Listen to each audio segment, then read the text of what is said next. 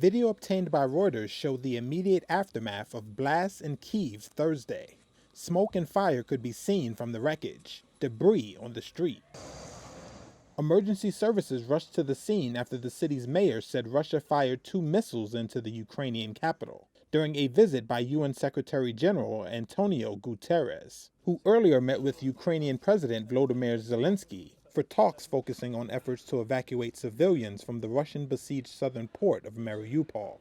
Kyiv has enjoyed relative calm since Russian invasion forces failed to capture it in the face of stiff Ukrainian resistance and withdrew several weeks ago, but remains vulnerable to longer-range Russian heavy weaponry. Guterres told Portuguese broadcaster RTP when asked about the blast, quote, "There was an attack on Kyiv. It shocked me, not because I'm here, but because Kyiv is a sacred city for Ukrainians and Russians alike." Zelensky's chief of staff said the blasts were proof that Ukraine needs a quick victory over Russia, because every day Ukraine pays a high price. Reuters could not independently verify the cause of the explosions. After being beaten back in efforts to capture Kyiv in the north, Russia has shifted strategy.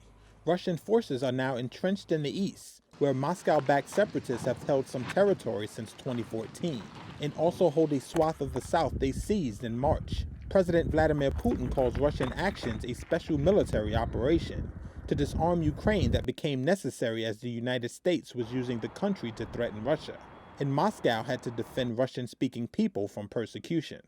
Ukraine says it is fighting an imperial-style land grab, and that Putin's claims of persecution are nonsense.